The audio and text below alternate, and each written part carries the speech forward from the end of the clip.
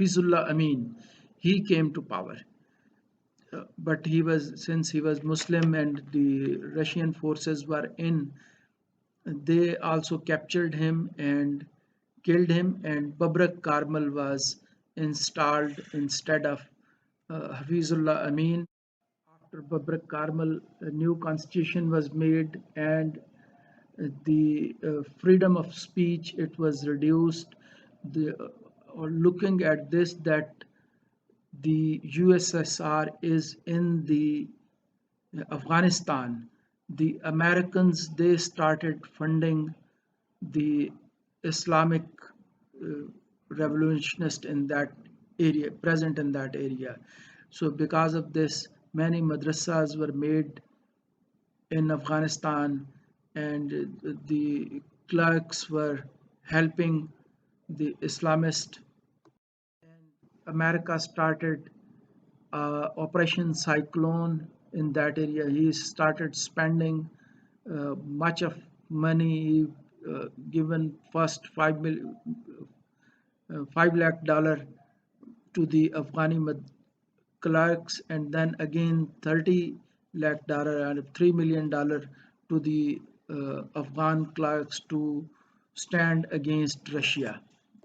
Jimmy Carter provided many guns and missiles to those clerks through that funding, which I discussed, and they through Operation Cyclone, they kept on investing Afghanistan or uh, Muslim jihadis in Afghanistan.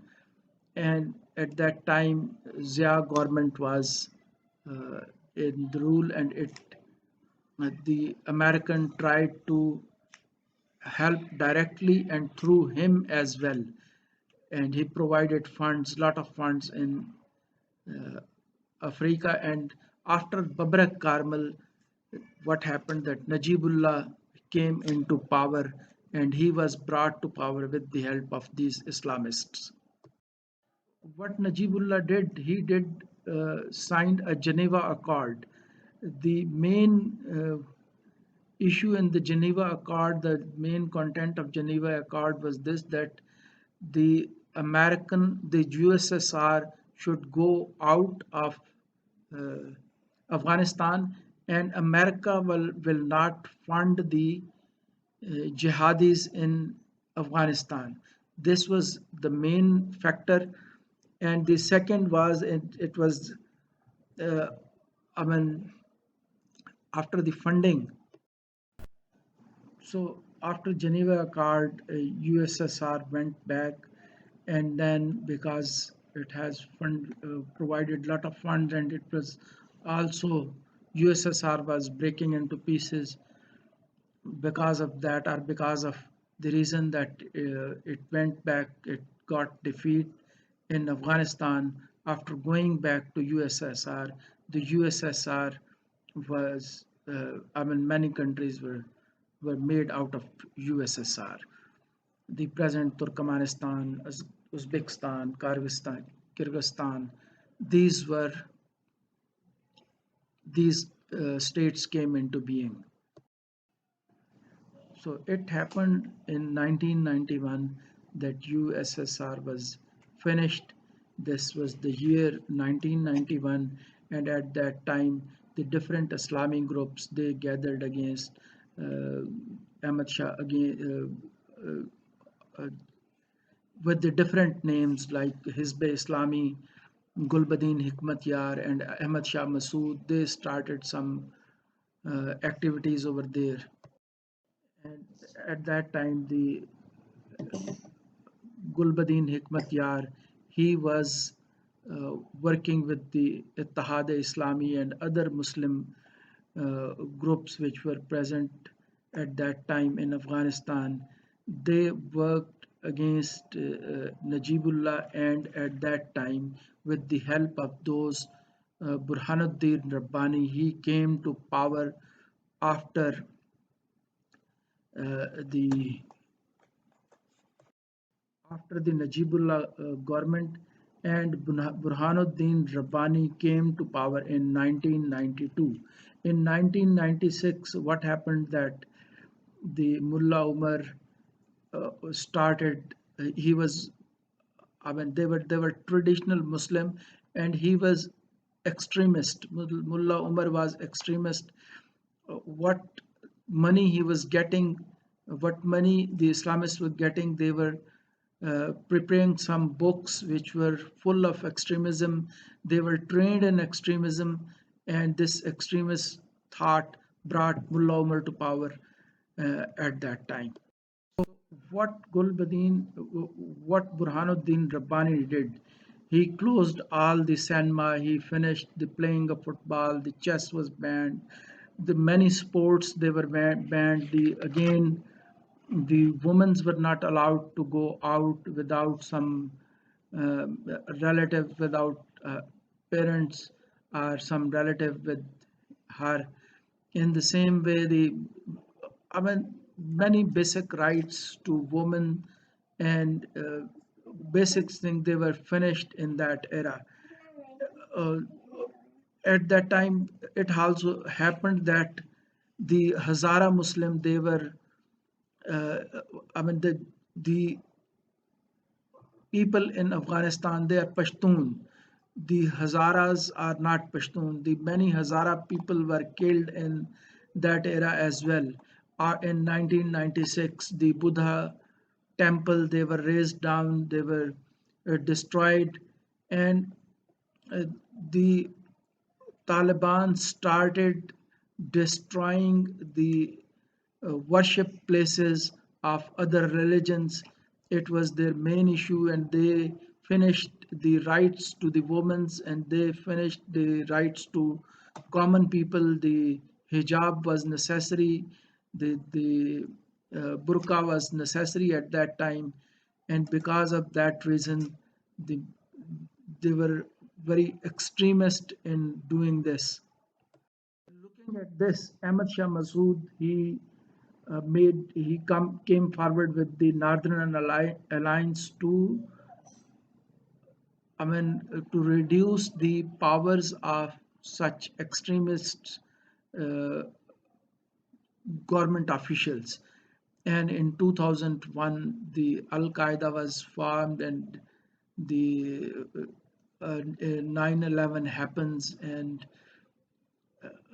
the Osama bin Laden, he took the responsibility, saying that he has taken revenge from America for playing role in the Islamic states like Afghanistan and others in the uh, African in the Africa. So in 2001, America started airstrikes in Afghanistan, and with the airstrikes, the Osama bin Laden also shifted over there, and to capture him and to kill him, they took many operations, and even they took operations in Pakistan as well, and bombarded in Pakistan in the area of Balochistan, some area. After these attacks, Hamid Karzai, he was brought into power, and he started to increase relation with the India as well, and he tried to be with American and with Indians, and because of this, the Karzai government was removed, and in 2011, Osama bin Laden, he was killed uh, in his house, and in 2013, Mullah Umar died due to his own disease, due to disease, some disease. So this happened, and the U.S. Army was now present since 2001. It was present, like they sent once 30,000 and then 70,000, and they were increasing in numbers, and they were, I mean, taking measures to reduce the effect of Taliban. They were taking measures, and they entered in the America, uh, entered in the Afghanistan. The American forces were now in Afghanistan, but in 2020, the peace agreement between Taliban and Trump government held in Doha at Qatar, and because of that the American decided that they would go back because they have seen that they have spent $2 trillion on in Afghanistan on the Afghani people, whereas they could have spent it on the Americans and made their future better. The, the situation in America is entirely different. The Nordic states, the Norway, Denmark, the Sweden, the these states are I mean, very people friendly. Whereas, I mean, their social status is far behind the Americans, but still they're not superpowers. And looking at this, the American decided that its money could have been spent on their people rather than spending on the Afghanistan. They tried to go back. And after the loss of election by Trump in 2020, and then the Joe Biden, he came to power and he continued the same philosophy and he pulled all his forces from Afghanistan. Looking at this, the the Taliban which were present in that area, they I mean started uh,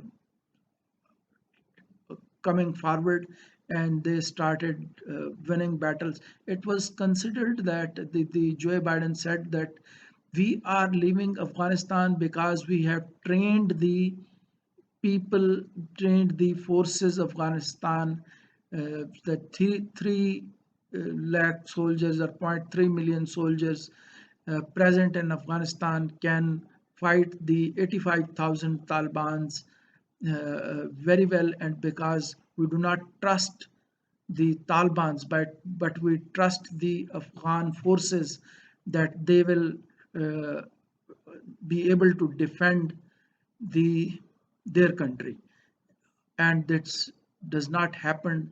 And what happened that Taliban captured all of the Afghanistan, particularly the Kabul, and in Kabul the government was installed. With this present situation, what would happen in future and what is happening now, we will discuss it. The Taliban has captured, they have tried to install government over there, and we also discuss the role of different people as well.